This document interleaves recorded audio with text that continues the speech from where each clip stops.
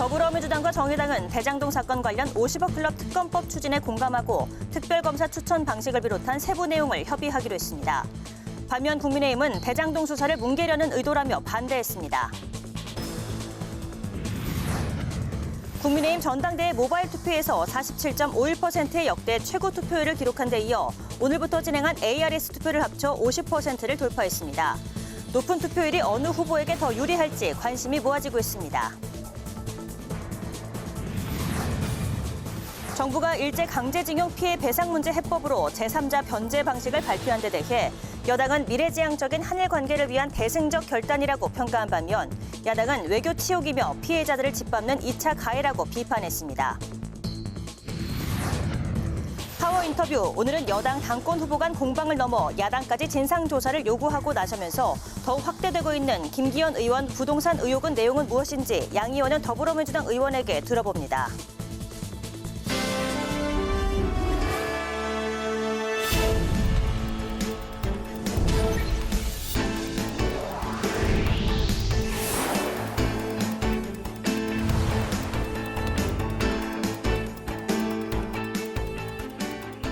여러분 안녕하십니까? 3월 6일 월요일 국회 라이브 6 시작하겠습니다. 민주당이 발의한 대장동 50억 클럽 특검법에 셀프 추천 논란이 확산되고 있습니다. 국민의힘은 검찰 수사를 중단시키려는 의도라고 비판했고 정의당은 비교섭단체 추천을 촉구했습니다. 민주당은 정당 간 협의를 통해 중립적인 인사를 임명할 것이라고 반박했습니다. 보도인 채원 기자입니다. 이른바 대장동 50억 클럽 특별검사 법안을 단독 발의한 더불어민주당. 민주당은 곽상도 전 의원이 1심 무죄 선고를 받은 것과 관련해 검찰의 봐주기 수사 때문이라며 특검을 통한 진상규명을 요구했는데 특검 추천권을 민주당에 부여해 셀프 추천 논란이 일고 있습니다. 국민의힘은 민주당이 검찰의 대장동 사건 수사권을 빼앗아 수사를 중단시키려는 의도라고 비판했습니다. 또 핵심 인물인 김만배 씨가 입을 다물고 있는 것과 관련해 끝까지 버티라는 사인을 보낸 것이라고 주장했습니다. 검찰 수사를 좀 더 지켜보고 특검을 추진해야 한다는 것이 여당의 입장입니다.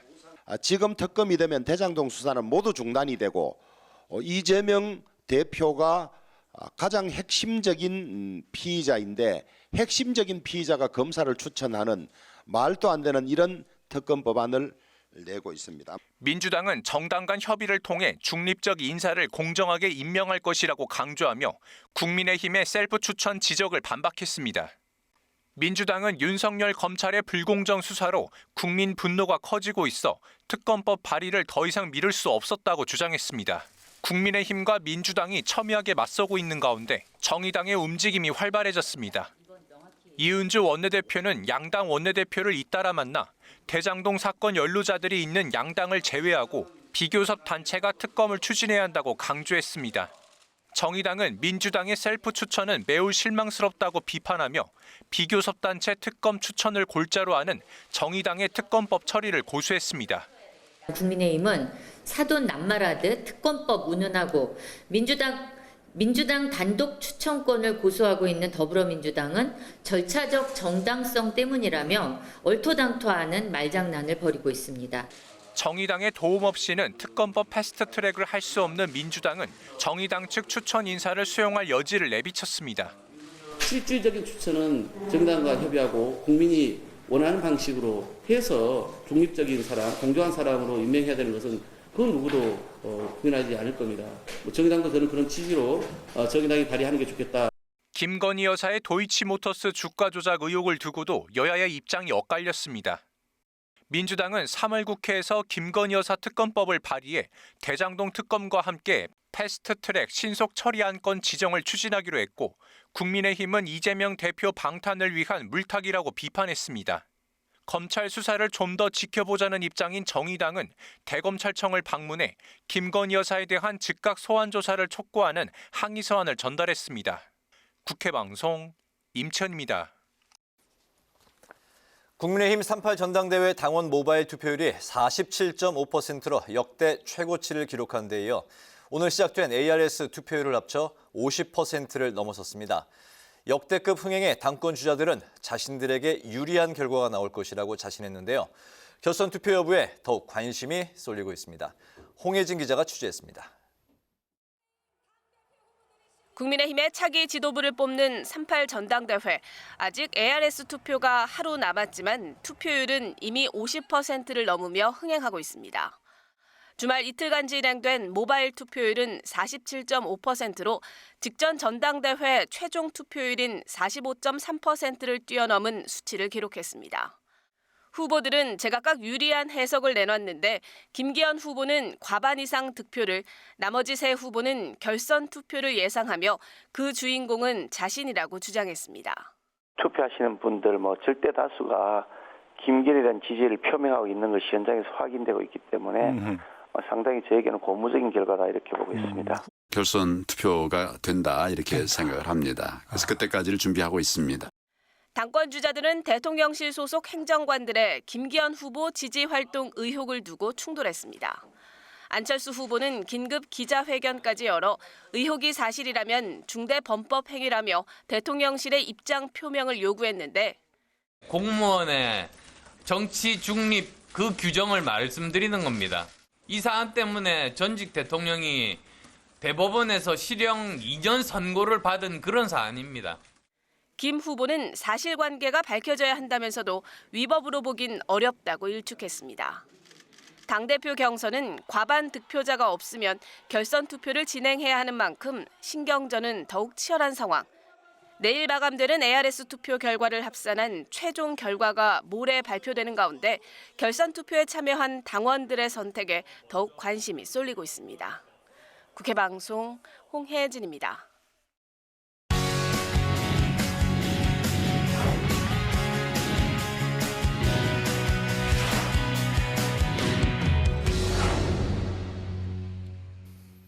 네, 강민지 기자와 리포트에서 나온 내용을 자세히 짚어보겠습니다. 강 기자 어서 오세요. 안녕하세요. 네, 민주당이 50억 클럽 의혹 그리고 김건희 여사 의혹 등 이른바 그 쌍특검을 신속 처리 대상으로 지정해서 추진하기로 했네요. 네, 그렇습니다. 민주당 오늘 회의를 통해서 50억 클럽 의혹 그리고 김건희 여사 의혹 관련 특검을 이번 달 안에 신속 처리 대상 안건, 즉 패스트트랙에 올리기로 했습니다. 네. 이재명 대표 체포 동의안 부결 이후 당 내용이 점차 심해지자 이 쌍특검으로 국면 전환에 나서겠다는 전략으로 보입니다. 특검법 처리를 위해선 정의당의 협조가 필수적인데요. 신속 안건 처리 지정을 위해선 재적 의원 5분의 3인 180석 이상의 의석수가 필요하기 때문에 169석 민주당은 6석의 정의당과의 공조가 반드시 필요하기 때문입니다. 특검법 관련해 민주당과 정의당 사이 공감대는 있지만 일부 의견차가 있는 상황인데요. 이 때문에 민주당은 정의당과 공동 추진하려던 50억 클럽 특검법도 단독 발의한 상태입니다. 네, 정의당과의 협조가 반드시 필요하다고 말씀을 하셨는데 오늘 그 민주당과 정의당 원내대표가 회동을 가졌는데 이 자리에서 의견을 좁히지 못한 것 같아요. 지금 그 문제가 되고 있는 게 어떤 건가요? 네, 우선 가장 큰 부분은 특별검사 추천 권한입니다. 민주당이 발의한 특검법에는 이 대통령이 소속되지 않은 교섭단체가 2명을 지명을 하고 대통령이 그중 1명을 임명하도록 되어 있습니다. 네. 하지만 정의당이 발의한 특검법에는 교섭단체에 속하지 않은 정당이 특검 후보자 2명을 대통령에게 추천해서 그중 1명을 임명하도록 되어 있는데요. 한마디로 민주당은 교섭단체가, 정의당은 비교섭단체가 추천하자는 데서 이견이 발생한 겁니다. 민주당은 자신들의 통로 역할로서 실질적 추천은 정의당과 협의를 하고 국민이 원하는 방식으로 중립적인 사람을 임명하겠다는 입장을 밝혔습니다. 반면 정의당은 국민의힘과 민주당 모두 배제되어야 한다고 주장하면서 비교섭단체 추천권을 법에 명시해야 한다는 입장을 고수하고 있습니다. 수사 범위에 대한 차이도 있는데요. 민주당은 대장동 사건의 초기라고 볼 수 있는 부산저축은행 불법대출 의혹을 포함했습니다. 당시 부산저축은행 불법대출 의혹 사건 주임 검사가 윤석열 대통령이었는데 해당 사건을 제대로 수사했는지도 특검으로 밝혀야 한다는 게 민주당의 판단입니다. 하지만 정의당은 대장동 50억 클럽 의혹에 좀 더 중점을 두자는 입장인데요. 추후 양당 원내수석 부대표끼리 다시 논의해 하기로 한 만큼 합의 가능성은 열어뒀습니다. 그렇군요. 이번에 그 국민의힘 전당대회 소식으로 넘어가 보겠습니다. 어제 그 마감이 됐던 모바일 투표율이 이제 화제가 됐습니다. 역대 최고치를 기록을 했고 ARS 이제 투표를 합쳐서 오늘까지 50%를 넘어섰어요. 내일 이제 하루가 더 이제 남아 있는 상황인데 역대 최고 투표율이 이제 지금 이제 그 전망이 되고 있습니다. 이번 국힘의 전당대회 흥행 원인 어디에 있다고 보십니까? 네, 말씀처럼 전당대회 투표 내일까지 진행되는 ARS 투표를 마지막으로 모두 마무리가 되는데요. 네. 이미 어제 마감된 모바일 투표율이 이준석 대표 경선 당시 전체 투표율인 45.36%를 넘으면서 역대 최고 투표율을 기대하고 있습니다. ARS 투표율이 10% 안팎을 나오던 전례에 비춰보면 이번 최종 투표율 60% 가까이를 기록할 것으로 보이면서 또 일부 전문가는 70%까지도 예상하고 있습니다. 이번 전당대회는 조직과 바람이 모두 작용했다는 게 전문가의 분석인데요. 이번에 바뀐 당원 100% 표결 방식이 호응을 받았고 또 윤심, 강성 보수, 중도, 2030, 비윤 등 후보들의 다양한 성향이 흥행 요인으로 작용했다는 해석이 나옵니다. 또 결선 투표 도입으로 숨어있던 지지층들까지 투표로 이끌어냈다는 관측도 나오는데요. 김기현 후보 지지층은 1차 과반을 목표로 조직적으로 결집을 했고 안철수, 천하람, 황교안 지지자들은 결선 투표 기대감으로 적극 투표했다는 해석입니다. 네, 국민의힘이 책임 당원이 이제 85만 명 정도 되는 걸로 추정이 되고 있는데 70%까지 만약에 투표율이 나온다면은 거의 한 60만 명 정도가 투표를 하는 엄청난 수치가 이제 될 것 같습니다. 그 후보들이 높은 투표율이 자신에게 서로 이제 유리하다고 주장을 하고 있는데 결선 투표는 현재 그 어느 정도로 보고 있나요? 네, 우선 1차 투표에서 과반을 넘는 후보가 없으면 1, 2 후보가 결선에 진출하게 됩니다. 누가 됐든 2위는 최소 20% 후반대를 기록해야 이 1위 과반을 저지할 수가 있는데요. 네. 결국 80만여 명의 전체 선거인단 중 부동표가 핵심입니다. 전문가들은 30-40%의 중도층으로 보는 만큼 부동표심이 김기현 후보의 당정 안전화를 택할지 안철수, 천하람 후보의 보수개혁에 손을 들어줄지를 변수로 보고 있는데요. 김기현 후보는 윤심, 조직표 기반으로 과반 득표를 기대하고 있는 반면 안철수, 천하람 후보는 이번 선거인단이 수도권과 2030에서 비중이 늘었다는 점에서 전통 지지층 박 표심을 바탕으로 결선을 기대하고 있습니다. 김기현 후보는 오늘 나경원 전 의원을 만나는 등 과반 득표를 위해 표심 잡기에 나섰고요. 새 후보는 안철수 후보가 제기하고 있는 대통령실 경선 개입 의혹에 한 목소리로 김 후보 책임론을 부각하면서 과반 득표를 저지하는 데 집중하고 있습니다. 결선 투표로 접어들 경우 9일엔 후보 1대1 토론, 10일 모바일 투표, 11일 ARS 투표를 거쳐 12일 당대표를 확정하게 되는데요. 이 경우 김기현, 황교안, 안철수, 천하람 등 연대 움직임이 전당대회의 새로운 변수가 될 전망입니다. 네, 모레 전당대회가 있는데 이 자리에서는 1차 과반 득표자가 나와서 이제 1차로 끝날지 결선 투표까지 갈지 이제 계속해서 지켜봐야 될 사안이고요.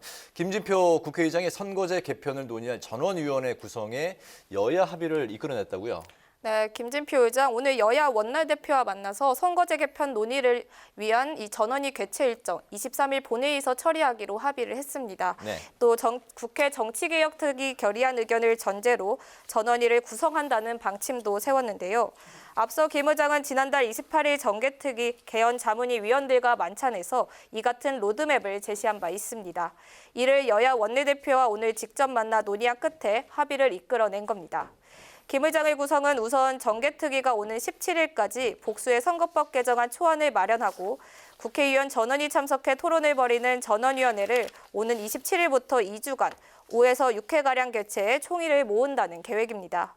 이를 바탕으로 정개특위는 최종 선거법 개정안을 마련해 다음 달 28일 본회의에서 의결할 예정인데요. 전원위는 제적의원 4분의 1 이상의 요구가 있어야 열 수 있지만 여야 원내대표 합의를 이끌어낸 만큼 무리 없이 이루어질 것으로 보입니다.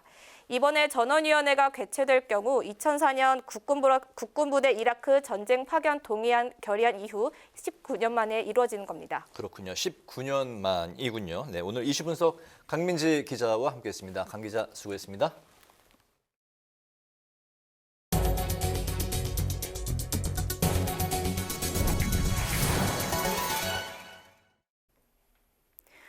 정부가 일제 강제징용 피해 배상 문제 해법으로 제3자 변제 방식을 발표했습니다. 이에 여야는 대승적 결단과 피해자들에 대한 2차 가해라며 충돌했는데요. 강제징용 피해자 일부도 정부의 배상안을 받아들이지 않겠다는 입장을 밝혀 파장이 예상됩니다. 장정현 기자가 보도합니다. 정부가 일제 강제징용 배상 방안으로 제3자 변제 방식을 공식화하면서 여야 정치권의 반응은 극명하게 엇갈렸습니다. 집권 여당인 국민의힘은 일제의 잔혹한 역사는 결코 잊어선 안 되지만 과거가 우리의 미래 발목을 잡아서도 안 된다며 국익을 위한 한일 관계 개선에 초점을 맞췄습니다. 특히 한미일 안보 협력의 필요성과 고령의 피해자들에 대한 무한 책임을 느끼는 정부의 고민이 담긴 해법이라고 평가했습니다. 오늘의 발표는 끝이 아닌 또 다른 시작의 출발점입니다. 미래와 국익을 향한 대승적 결단이자 미래지향적인 한일 관계를 향한 윤석열 정부의 강한 의지입니다. 반면 야당은 규탄 성명과 함께 정부의 배상안 철회를 촉구했습니다. 더불어민주당은 정부가 역사 정의를 배신하는 길을 선택했다며 외교사 최대의 치욕이라고 거세게 비판했고, 가해자의 진정한 사죄와 배상을 요구하는 이 피해자들을 짓밟는 2차 가해입니다. 가히 삼전도 굴욕의 버금가는 외교사 최대 치욕이자 오점이 아닐 수가 없습니다. 정의당도 한일 관계가 일제 강점기로 후퇴하고 있다며 정부 비판에 가세했습니다. 대법원 판결까지 정면으로 위배하며 서두르는 윤석열 정부의 해법은 도저히 받아들일 수 없습니다. 민주당과 정의당, 무소속 의원 53명으로 구성된 강제동원 전범기업 직접 배상 촉구 의원 모임도 기자회견을 갖고 정부의 배상안 철회를 거듭 촉구하며 반발했습니다. 여야 정치권이 강제징용 배상안으로 충돌한 가운데 윤석열 대통령은 미래지향적 한일 관계로 나아가기 위한 결단이라고 밝혔습니다. 경제 6단체도 한일 경제 협력은 더 확대될 것이라고 기대하며 환영했는데 강제징용 피해자인 양금덕 할머니는 제3자 변제 배상은 받아들이지 않겠다고 밝히는 등 일부 피해자들이 정부 배상안을 거부할 움직임을 보여 논란은 계속될 것으로 보입니다. 국회 방송 장정현입니다. 지난 2월 금융당국이 부동산과 미술 저작권 등 다양한 실물 자산을 디지털화한 토큰 증권 형태로 발행하는 STO를 허용했습니다. 토큰 증권의 제도권 편입 이후에 자본시장 확대에 대한 기대와 함께 투자자 보호에 대한 필요성도 제기됐는데 국민의힘 디지털 자산특위가 오늘 국회에서 민당정이 함께하는 토론회를 개최했습니다. 김동길 기자의 보도입니다. 블록체인 기술을 기반으로 디지털 자산, 즉 토큰 형태의 증권을 발행하는 STO. 관련 법규가 완비되고 본격 시행에 들어가면 부동산과 미술품, 저작권 등 실물 자산을 담보로 토큰을 발행해 증권처럼 거래할 수 있게 됩니다. 금융위 이수영 과장은 토큰 증권은 실물 자산을 토큰화한 것으로 특정 자산에 대한 소유권을 블록체인에 기록해 디지털화한다는 의미라고 설명했습니다. 실물 자산이 디지털화되면 거래가 가능하게 되는데 블록체인 기술의 혁신성을 바탕으로 투자자의 기본적인 재산권을 보호하고 거래의 안정성을 확보할 수 있다고 밝혔습니다. 우리가 잘 알고 있는 코인보다 안전한 거래 질서를 확립할 수 있다고 강조했습니다. 다양한 그런 소액화된 권리들이 거래될 수 있는 시장이 만들어지고 그것을 라이센스화하여 그 안에서의 투자자 보호나 설명 의무, 투자 권유 준칙 같은 걸 적용하겠다는 내용이 되겠습니다. 학계와 업계에서는 토큰 증권 발행과 유통의 분리 등 정책의 불확실성을 해소하고 법령 개정 등 관련 제도부터 정비해야 한다고 지적했습니다. 규모가 작은 프로젝트가 이제 굉장히 많이 생길 텐데 요즘 평가도 어렵고 관련 공시 체계도 수립해야 될 거고. 또 시장 활성화를 위한 규제 완화와 정책의 필요성을 주문했습니다. 관련 법규가 좀 완비되기 전에는 저희들이 이제 어떤 역할을 선행적으로 테스트해 볼 수 있도록 규제 샌드박스 같은 제도를 적극적으로 활용해서 준비하려고 합니다. 토론회를 주최한 윤창현 국민의힘 디지털 자산특별위원장은 한국판 STO 제도가 전 세계 디지털 자산의 글로벌 스탠다드가 되기 위해 힘을 모아야 한다고 강조했습니다. STO 시장에서 우리가 K룰을 만들어내야 될 때가 왔다. 우리가 만든 룰이 글로벌 스탠다드가 될 수도 있다라는 그런 시대가 왔다는 면에서 기대가 또 커지고 있고요. 금융위원회는 상반기 안에 전자증권법과 자본시장법 개정안을 국회에 제출할 예정입니다. 국회 방송 김동길입니다. 4월 5일 국회의원 재선거가 치러지는 전북 전주을에 국민의힘이 김경민 전북도당 고문을 공천했습니다. 국민의힘 비대위는 오늘 비공개 회의를 열어 재선거 공천안을 의결했습니다. 전주을은 이상직 전 의원이 선거법 위반으로 당선 무효형을 받아 재선거가 확정된 곳으로 민주당은 재선거에 책임을 지고 후보를 내지 않기로 했습니다. 지난 2013년 남양유업 사태를 계기로 출범한 더불어민주당 을지로위원회가 두 번째 백서를 발간해 당 지도부에 전달했습니다. 백서에는 지난 2016년 첫 번째 백서 발간 이후 중소기업과 비정규직 등 사회적 약자를 위해 을지로위원회가 진행해온 다양한 활동 사례와 성과 등이 담겼습니다. 백서를 전달받은 이재명 대표는 앞으로도 을지로위원회 활동을 통해 민생 법안이 개선되고 민생 정당으로서 민주당의 역할도 점점 커지는 계기가 되길 바란다고 밝혔습니다. 사실상 언론사 기능을 하고 있는 포털 사이트에 제도적 통제가 필요하다는 의견이 제시됐습니다.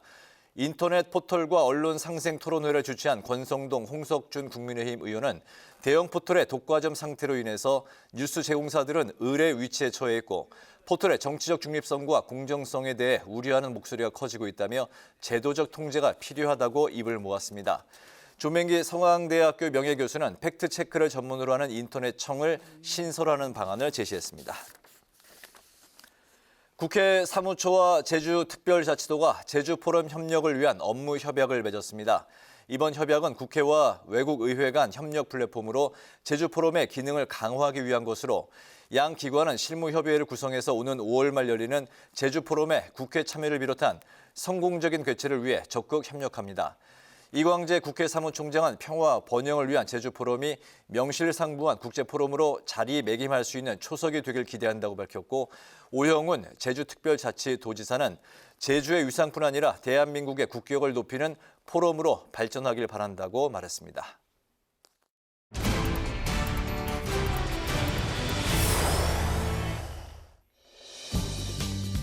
(3월 6일) 정치권의 뜨거운 말말말, 오늘의 정치톡 시작하겠습니다. 첫 번째 정치톡은 미스터트롯으로 단련입니다. 지난 주말 국민의힘 전당대회 모바일 투표가 이뤄졌죠. 47.51%라는 역대 최고 투표율을 보였는데요. 이를 두고 친윤과 비윤 진영이 아전인수격 해석을 내놓고 있습니다. 저는 모바일 투표율 높은 거 굉장히 고무적으로 바라보고 있고요.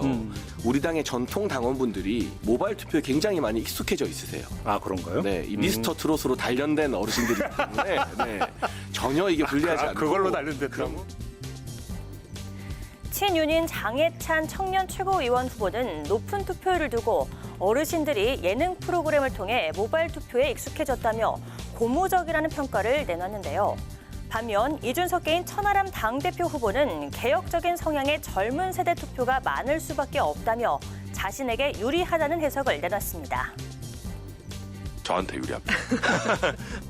이렇게 모바일 투표 열자마자 기다렸다는 듯이 많이 하는 거는 아무래도 좀 개혁적인 성향의 또 젊은 세대의 투표가 많을 수밖에 없고, 그렇다고 한다면은 기본적으로 천하람, 허은하, 김용태, 이기인에게 유리한 구조입니다. 이준석 전 대표 역시 모바일 투표는 젊은 당원들의 투표 비중을 뜻한다고 주장하면서도 높은 투표율을 갖는 의미는 좀 더 살펴봐야 한다며 조심스러운 입장을 내놓기도 했습니다. 많이 투표한다는 것이 무슨 의미일까 한번 살펴봐야 되고, 저도 근데 조심스럽게 지켜보려고 합니다. 최근에 보면 무슨 트로트 프로그램 이런 것 때문에 모바일 투표에 고연령층이 익숙해졌다는 얘기도 있고, 그런 건 검증해봐야겠지 이번에. 국민의힘 차기 지도부를 선출하는 3.8 전당대회, 오늘부터 이틀간 ARS 투표에 돌입하게 되는데요. 이미 모바일 투표에서 역대 최고였던 2021년 전당대회 투표율을 넘긴 상황이죠. 일각에선 전체 투표율이 60%에 이를 것이란 관측도 나오고 있는데요. 높은 투표율 속에 담긴 당원들의 염원과 바람은 무엇인지 의미를 되새기고 살펴보는 지도부가 되길 바라봅니다. 이어서 두 번째 정치톡은 살생부가 된 게시판입니다. 더불어민주당 국민응답센터인 온라인 청원 게시판이 이른바 살생부가 되고 있는 분위기입니다. 이재명 당대표의 강성 지지층들이 박지원 전 비상대책위원장 등의 출당과 징계를 요구하면서인데요. 박 전 위원장은 이 대표의 영장실질심사 출석을 주장해 이 대표의 강성 지지층에게 미움을 샀었죠. 박 전 위원장은 소신을 굽히지 않는 모습입니다. 강성 지지층이 당내 민주주의를 위협하고 있다며 비판을 이어갔습니다. 강성 팬덤의 위세에 눌려 앞에서 반대하고 뒤에서 찬성하는 의원들이 많다는 것을 증명했습니다. 당내 민주주의가 철저히 망가진 비참한 모습입니다. 정말 이제 민심의 목소리가 무엇인지를 듣기 위해서 제가 당장 이번 주 수요일부터 지역 북토크를 다닐 예정입니다. 제 이제 출당 징계 청원에 참여하신 분들 특별히 이제 앞자리로 배정을 해드린다고도 제가 말씀을 드렸습니다. 두 번째로 가장 많은 동의를 얻은 청원은 바로 이낙연 전 대표를 향한 영구 제명 청원인데요. 청원자는 체포동의안 이탈표가 상당수 나온 것은 이낙연 전 대표가 대선 당시 대장동을 건드렸기 때문이라며 이 전 대표의 탓으로 돌렸는데요. 그러자 참다 못한 비명계 지지자들은 이재명 대표의 사퇴를 요구한다며 청원을 올린 상황입니다. 전재소 의원은 이런 당 상황에 우려의 목소리를 냈습니다. 싸움을 말려야 되고 이러는데 싸움이 난 데다가 더 큰 싸움을 만들고 이럴 때일수록 두세 마디 할 말을 한마디로 좀 줄이고 톤 다운해야 될 때가 바로 지금이다. 국회의원이든 그 지지자들이든 간에 말수를 줄이고 상황을 좀 냉철한 시각으로 바라볼 필요가 있다. 체포동의안 표결로 드러난 당내 갈등이 지지층 간 싸움으로 번지며 사면 초과에 빠진 민주당. 분열이란 난제를 어떻게 극복해 나갈지 지켜봐야겠습니다. 지금까지 오늘의 정치톡이었습니다.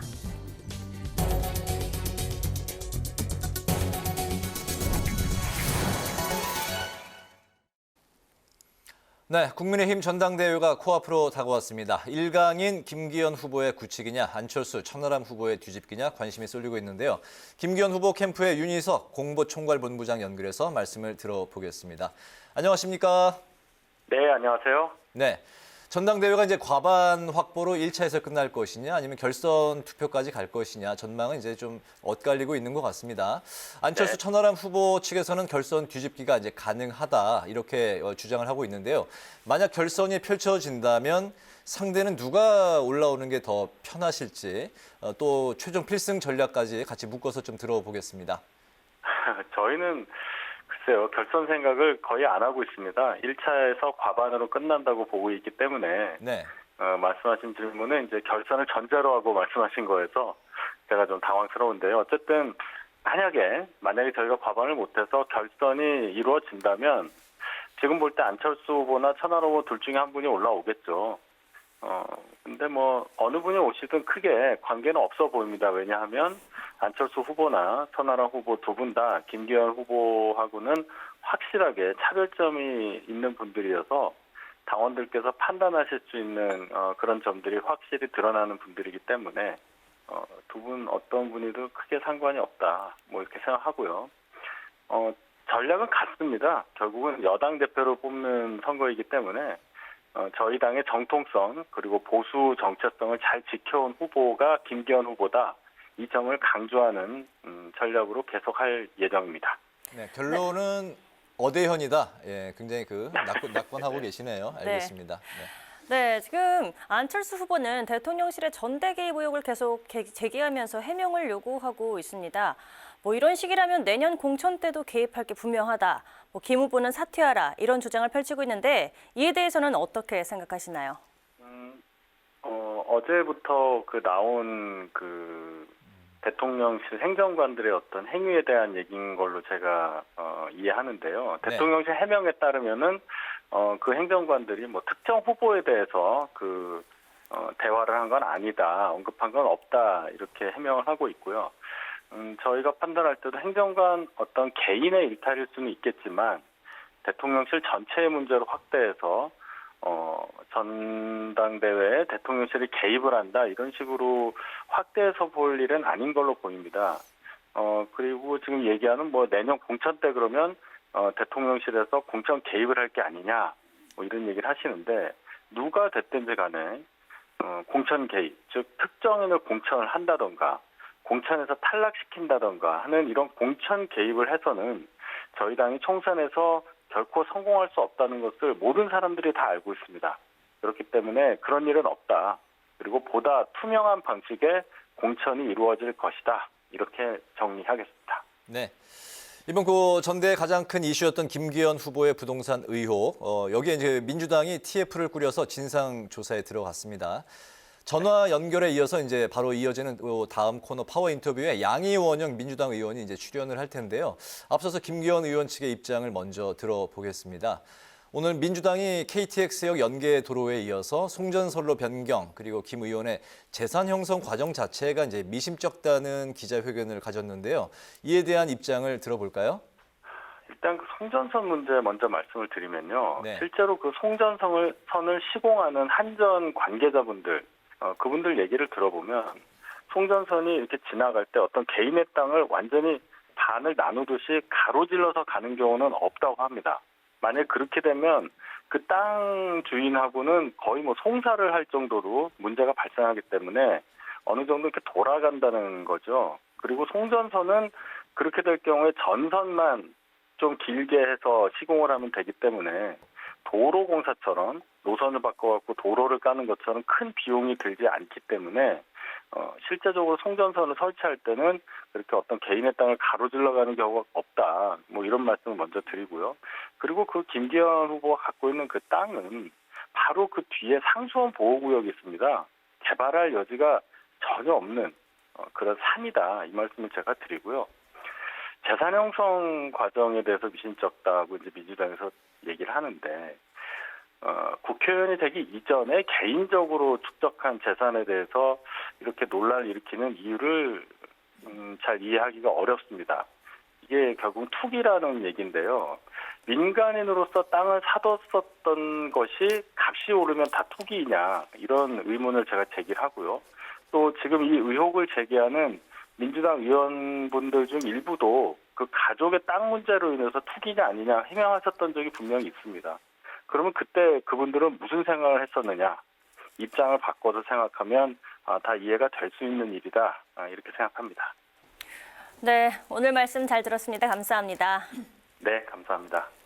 네, 지금까지 윤희석 국민의힘 김기현 당대표 후보 캠프 공보총괄 본부장이었습니다. 국민의힘 파이팅! 민심입니다. 김기현 후보가 당대표가 정말 큰일 날 일입니다.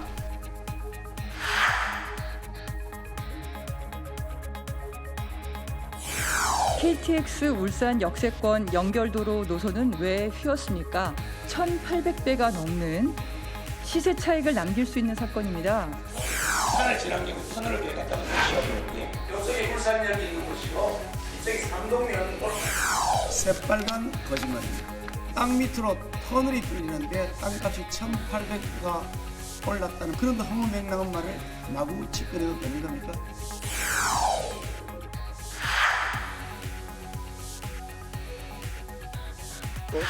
지금도 그 목표에 흔들림 없이 앞을 향해 계속 나아가고 있습니다.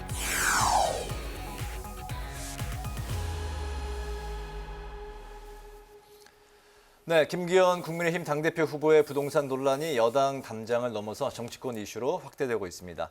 야당은 진상조사를 요구하면서 TF를 구성했는데요. 김기현 의원 땅 투기 의혹 진상조사단 부단장이신 민주당의 양이원영 의원에게 논란에 대한 입장을 직접 들어보겠습니다. 의원님 어서 오십시오. 반갑습니다. 네, 안녕하세요. 방금 그 전화 인터뷰 네. 코너에 네. 화면에 많이 등장을 하셨네요. 네, 네. 본의 아니게. 그 2년 전에 바로 이 의혹을 최초로 네. 제기하신 게 맞나요? 네, 맞습니다. 네. 네. 그때 이제 그 울산시청 지하에서 직접 증거도 네. 찾아내셨다고 하는데 네. 처음 그 이 문제 어떻게 그 주목을 하셨습니까? 네.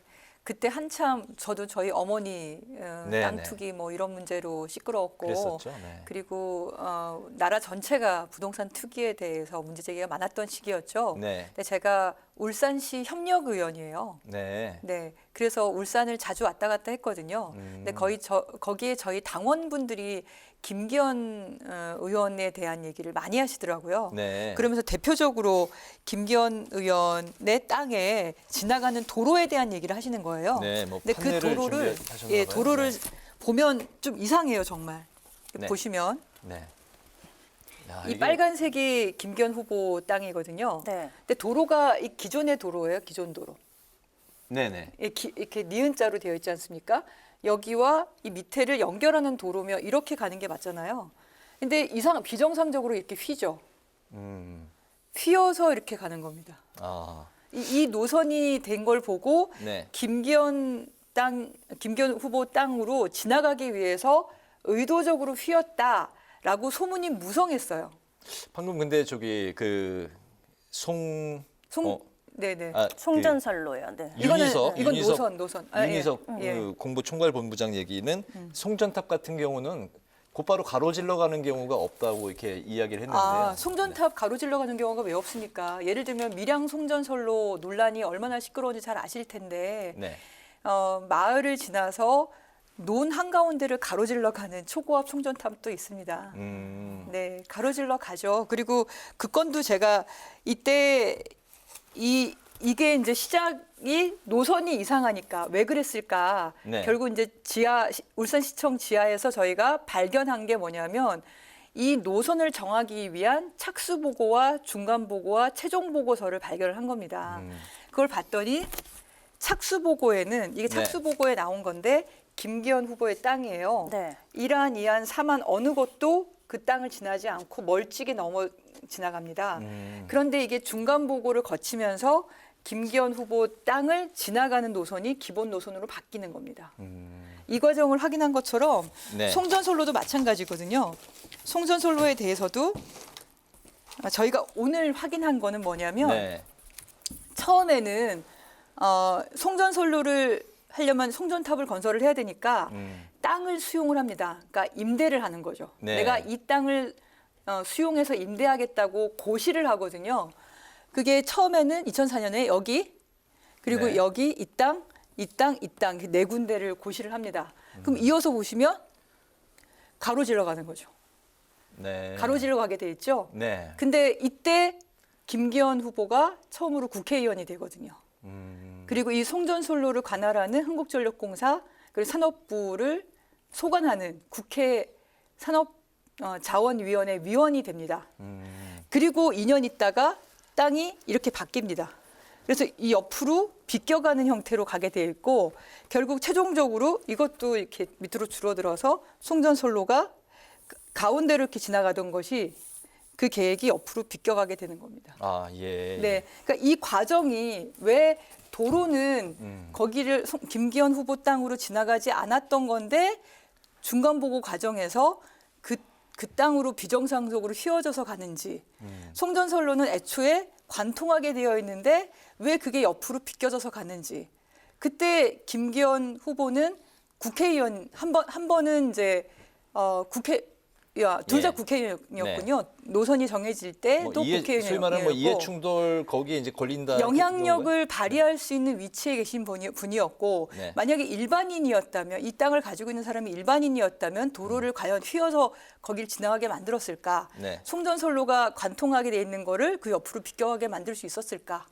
국회의원이니까 해당을 관할하는 또 국회의원이었기 때문에 그런 일이 벌어진 것은 아닌지 하고 저희가 의심을 하는 겁니다. 그렇군요. 네. 이 문제가 되고 있는 울산 땅에 직접 가보셨나요? 네, 가봤죠. 네, 가보면 김기현 후보가 기자간담회를 할 때는 굉장히 높은 깎아지른 듯한 그런 높은 산으로 이렇게 표시를 하셨는데 네. 그걸 가만히 그 발표하신 자료를 들여다보시면요. 세로축의 160m하고 가로축의 1km를 동일하게 표시를 했어요. 그러니까 세로축을 확 늘린 거죠. 그러면 당연히 깎아지른 듯한 아주 험준한 산으로 보여집니다. 근데 실제로 가서 보시면 이런 정도로 구릉입니다. 그게 언제 찍은 사진인가요? 이건 2021년 현장 방문할 때 찍은 사진이고요. 네.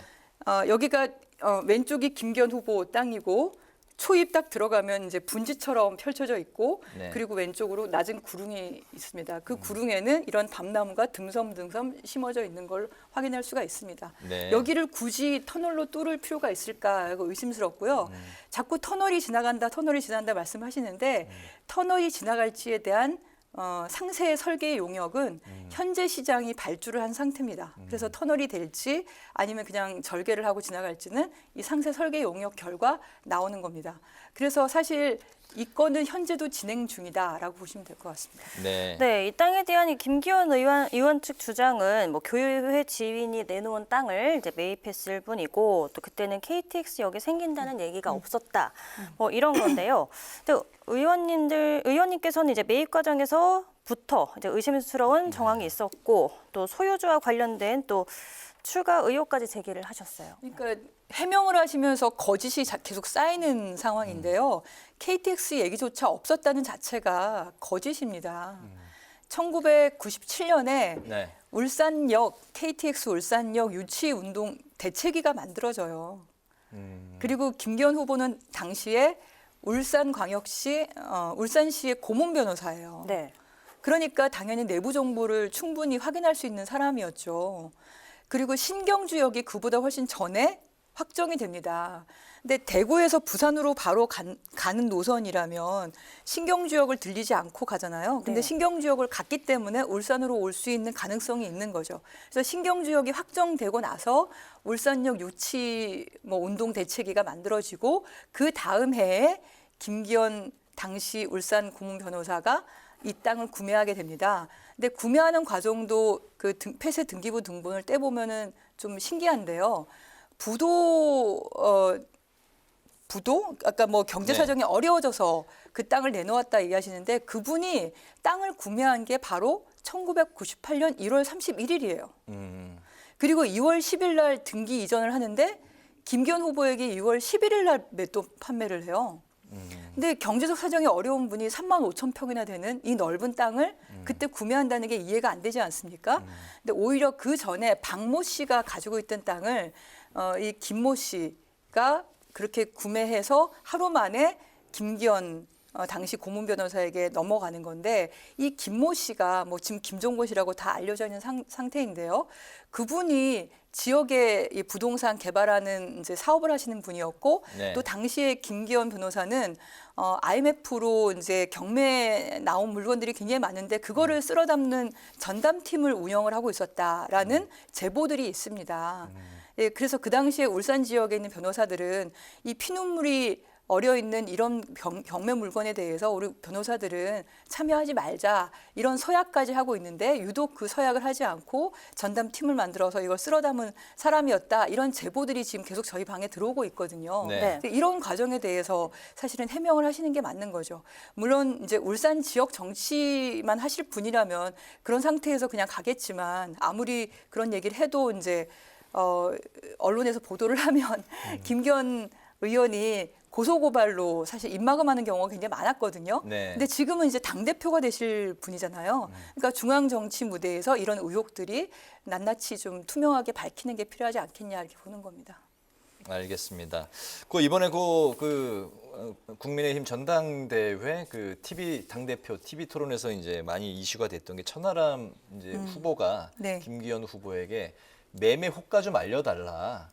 그래서 이제 많이 이제 화제가 됐었는데, 뭐 1,800배가 올랐다 이런 이제 이야기도 있었는데 김기현 의원은 이제 강하게 이제 부인을 했고 AI 감정가로는 약 한 200배 그리고 현지인은 많이 올랐다고 쳐도 평당 한 10만 원 정도다 이렇게. 여러 가지 주장들이 다 다르게 나와 있습니다. 의원님께서 판단하는 좀 현 시세 이런 게 좀 나와 있습니까? 제가 말씀드린 거는 최소한 1,800배가 올라갈 수 있다라고 얘기하는 겁니다. 올라갈 수 있다. 현재 올랐다가 아니라 그러니까 지금 말씀드린 것처럼 이건 현재 진행형입니다. 그러니까 최고점까지 갔을 때가 1,800배까지 올라갈 수 있다. 최소라고 그러니까 도로가 날 경우에 도로가 나지 않으면 이 맹지 땅은 당연히 그렇게 가격이 올라가지 않습니다. 그런데 도로가 나게 되면 제가 어느 지역과 이제 비교를 했냐면요. 여기 보시면 이 도로가 이미 있지 않습니까? 이렇게 도로가 있는 이 주변에 자연 녹지가 있습니다. 이 자연 녹지가 얼마에 팔렸냐? 2021년 당시에 평당 183만 원에 팔렸어요. 지금은 199만 원, 200만 원 이 정도 선에 매매가 되고 있습니다. 근데 만약에 여기에 도로가 나게 되면 도로를 중심으로 주변이 이런 자연 녹지처럼 개발될 가능성이 있으니 도로가 나게 되면 그 정도의 시세 차익을 올릴 수 있는 거 아니냐. 그 당시는 183만 원이었으니까 그러니까 1,000원에 183만 원이라서 최소 1,800배를 말씀을 드린 거고 네. 가격이 점점 더 올라갈 수도 있는 거죠. 근데 황 후보님 말씀으로는 사실 이 근처를 보면 이렇게 잘게 쪼개져 있는 땅들이 있어요. 네, 황교안 아마, 후보. 네. 예, 황교안 후보님 얘기가 원래 이쪽에 도로가 있었기 때문에 도로는 이렇게 직선으로 날 거라고 사람들은 생각을 했겠죠. 그래서 이 근처에 땅들이 잘게 쪼개져 있습니다. 사람들이 그 투자를 한 것 같고요. 그쪽 땅은 현재는 한 44만 원에 거래가 된 걸 확인할 수 있다고 말씀을 하셨죠. 그걸로 보면은 이미 이제 한 400배 정도 올라간 거는 확인할 수 있는 거고요. 네. 김기현 후보께서 김종곤 씨한테 뭐 2억 정도 비용에 샀다고 이렇게 말씀하시는데 그것도 좀 이상한 게요. 당시에 이 맹지 거래가 전혀 없던 땅을 그런 경우에는 보통 공시지가와 거래가가 비슷하거든요. 근데 공시지가가 1,000원 정도밖에 안 되는데 그럼 한 3,800만 원 정도 될 땅을 2억을 넘게 샀다. 그것도 10일 만에 그렇게 했다는 게 좀 이해가 되지는 않습니다. 네. 네, 문제가 되고 있는 게 이 노선 변경 때문인 것 같은데요. 이제 핵심이 노선 변경 과정에 정말 김 의원이 개입을 했느냐 이거인 것 같습니다.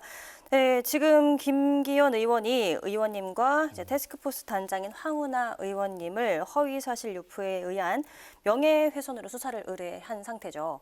그런데 이제 2년 전에도 똑같은 내용으로 이제 고소를 당하셨죠. 네. 명예훼손으로 허위사실 유포에 의한 명예훼손으로 고소를 하셨고 경찰 조사를 받아서 혐의가 없다는 걸로 했는데 또 모르죠. 지금 검찰이 또 다르게 할 수도 있을 텐데요.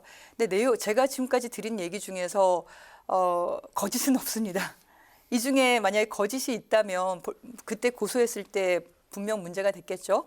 제가 보여드린 것은 전부 다 근거가 있는 자료인 거고 근거가 있는 자료로 지금 의혹이 있으니 왜 유독 김기현 후보 땅에 대해서만 땅의 가치를 올릴 수 있는 도로가 비정상적으로 휘었고 땅의 가치를 떨어뜨릴 수 있는 송전선로는 비정상적으로 휘어서 비껴갔는지 그때 해당 상임위의 국회의원이었고 그때 울산시장과 같은 당에 있는 나중에는 자리바꿈하는 그러니까 김기현 남구울 국회의원이 울산시장이 되고 울산시장이 남구울 국회의원이 되는 그런 역할을 하는 분이 울산시장에 있었을 때 왜 바뀌었는지 그건 합리적 의심이라고 볼 수밖에 없지 않을까요? 알겠습니다. 그런데 이제 그 김기현 후보, 김기현 의원의 이제 주장은 문재인 정부 때 38번이나 압수수색을 했는데 뭐 먼지 한 톨 안 나왔다 그런 입장이고 직접 또 최근에 수사까지 이제 의뢰를 했죠. 근데 만약에 국민의힘 전당대회 이제 모레 아니면 이제 12일에 결과에서 김기현 후보가 만약 당 대표가 된다면 여당의 당 대표를 물론 이제 본인이 직접 수사도 의뢰를 했지만 차별화돼서 민주당 차원에서 수사 혹은 조사를 한다는 게 어떤 식으로 진행을 하시겠다는 건지 좀 궁금합니다. 39번 뭐 압수수색해서 탈탈 털렸다 말씀하시는데요. 김기현 후보 본인에 대한 압수수색이나 수사나 이 건은 단 한 차례도 없었다는 걸로 저희는 확인을 했습니다. 대부분 김기현 후보 주변, 그러니까 형제들, 뭐 형과 남동생 아파트 사업 개발권에 대한 비리 의혹들이 있었고 경찰이 그걸로 CCTV를 압수수색하면서 왜냐하면 CD기에서 돈을 직접 입력하는 것도 보였고 또 이제 수배 받으면서 그러니까 어쨌든 도망가니까 그것 때문에 CCTV를 압수수색하고 이런 과정이 있었는데 김기현 후보와 관련된 그 의심되는 그런 그러니까 인허가권을 가지고 있는 울산시장이었기 때문에 그와 연결된 사업체에 대한 압수수색은 유독 검사들에 의해서 시행되지 않은 걸로 확인이 됩니다. 네. 그러니까 김기현 후보 근처만 가면은 이런 수사나 조사, 압수수색들이 멈춰요. 멈추고 그 주변 사람들에 대해서 이제 고소한 사람들이 오히려 역으로 그 사람의 주변을 털어서 고소를 해가지고 구속되는 그런 일들이 발생을 합니다. 네. 그래서 지금 현재의 경찰, 이 정부에서 경찰과 검사가 과연 이제 여당 대표까지 되는 김기현 당대표를 제대로 수사하고 조사할 수 있을까요? 그러지 않을 때도 형판 민주당이 나서면은 그 수사와 조사가 좀 달라질까요? 그러니까 저희가 어떤 특검을 하거나 그러니까 만약에 네. 김기현 후보가 본인의 결백을 주장하려면 수사 의뢰와 같은 그건 그냥 쇼와 같은 말장난에 불과한 거고 특검법을 발의해라. 그러면 내가 다 털리겠다. 이렇게 말씀하시는 게 좀 진정성 있는 모습이 아닐까 생각을 합니다. 특검으로 가야 된다라는 주장이시군요. 그렇죠. 그러지 않으면 그 전에도 당대표가 아닐 때에도 그 근처만 가면 모든 게 다 무마가 됐는데 당대표인 분 근처에 누가 자신 있게 검사든 경찰이든 수사하고 압수수색을 하겠습니까? 네네. 네, 전화 연결에 이어서 이제 의원님과 김기현 의원의 울산 땅 의혹에 대해서 살펴봤는데요. 당내 현안과 관련해서 이제 질문을 한번 드려보겠습니다. 이재명 대표에 대해서 이제 무더기 이탈표가 나왔고 이제 수박 색출까지 이어지면서 이제 민주당도 혼란에 빠진 모습입니다. 체포동의안 표결 이전보다 오히려 더 위기이다 이런 말도 있는데 민주당 같은 경우는 어디에서 돌파구를 좀 찾아야 될까요? 저도 굉장히 놀랬거든요. 당일날 그 숫자를 보고 숫자를 그러니까 믿을 수가 없었어요. 네. 그러니까 만약에 이견이 있었을 때 이 관련해서 의총을 3번이나 했는데 이견을 이렇게 말씀을 하셨으면은 토론을 하고 그럼 앞으로 어떻게 할 건지 이런 얘기가 될 텐데 이게 이견을 전혀 표출하지 않으신 상태에서 저는 기권이나 무효표는 그럴 수 있다고 생각해요. 왜냐하면 고뇌의 흔적이니까. 하지만 가결표를 10명이 넘는 분이 이렇게 던졌다는 거는 저한테는 개인적으로 굉장히 충격입니다. 네. 그래서 하나는 법리적으로 구속영장 자체가 성립하지 않는다는 것이 법적인 분석을 하시는 분들, 법적인 전문가분들의 얘기였고, 그리고 두 번째는 이게 당대표에 대한 정치적 공격이니까 그걸 당 차원에서 어떻게 우리가 방어할 것인가 이런 논의를 한 거였거든요. 네. 그러면 두 번째 건에 대해서 이견이 있으면 저는 당원들하고도 토론하고 의원들하고도 토론하고 원외 지역위원장하고도 토론하고 그럴 시간이 충분히 있었어요. 근데 이견을 표출하지 않았기 때문에 그 과정이 진행되지 않은 거거든요. 저는 이 건에 대해서 굉장히 아쉽게 생각을 하고 그럼에도 불구하고 당원분들이 이렇게 색출하겠다고 하면서 이렇게 사람을 정해서 이렇게 하게 되면 그 중에 억울하신 분이 있는 거잖아요. 그래서 그런 방식은 저는 적절하지 않다. 다만 전 정당 민주주의를 좀 회복할 필요가 있다고 생각을 하는데요. 당의 중요한 결정 사항이 있을 때 해당 지역구에 계신 분들은 그 지역에 있는 당원들과 또 지역의 여러 대의원들도 있지 않습니까? 중앙위원들 이런 분들하고 충분하게 토론하는 과정들을 좀 가지면서 국회의원이 개인이 아니니까 어떤 결정을 할 때 그런 단계를 가지면서 토론을 했더라면 더 좋지 않았을까? 그리고 앞으로도 그런 토론의 과정이 좀 더 열려 있어야 된다. 근데 그런 토론의 과정, 그다음에 의견 표출의 과정이 봉쇄된 상태에서 가다 보니까 굉장히 자극적으로 하거나 막 공격적인 그런 표현들이 막 난무하는 게 아닌가. 저는 이럴 때일수록 당내 민주주의를 회복해서 소통을 더욱 강화하는 것이 우리가 이견을 좀 좁히고 이 문제를 해결할 수 있는 해결점들을 제시할 수 있을 거다 이렇게 봅니다. 네. 알겠습니다. 아까 이제 김기현 의원 땅 투기 의혹 진상조사단 이제 부단장을 맡고 계신 이야기를 이제 많이 했고요. 이제 그거 이제 포함해서 앞으로 역점을 두고 있는 어떤 그 의정 활동이라든가 마지막으로 하실 말씀 있으시면 듣고 마무리하겠습니다. 저는 제 슬로건이 바람과 해를 담은 정치입니다. 물론 바람처럼 시원하고 햇빛처럼 따뜻한 정치를 해야겠는데 다른 한편으로는 햇빛 에너지, 바람 에너지가 기존의 화석연료, 기후위기 문제를 대체하고 지금 우리가 벌어지고 있는 미국의 IRA나 아니면 유럽의 그린딜이나 이런 것 때문에 일자리 유출이 시작이 되고 있거든요. 아리백에 대한 수출 경제의 대응도 그렇고 이 문제를 해결하기 위해서 한국형 IRA를 준비하고 있기도 하고요. 재생에너지를 어쨌든 확대하고 일자리를 만들 수 있는 그 관련 법들을 만드는데 지금 중점을 다하고 있습니다. 에너지 관련 그런 정책에 더해서 이제 앞으로 또 역점을 두고 열심히 하시겠다는 말씀까지 들어봤습니다. 오늘 그 파워 인터뷰는 양이원영 더불어민주당 의원과 함께 김기현 의원 부동산 의혹을 비롯해서 당내 현안에 대해서 관련한 말씀을 들어봤습니다. 오늘 말씀 잘 들었습니다. 고맙습니다. 네, 감사합니다.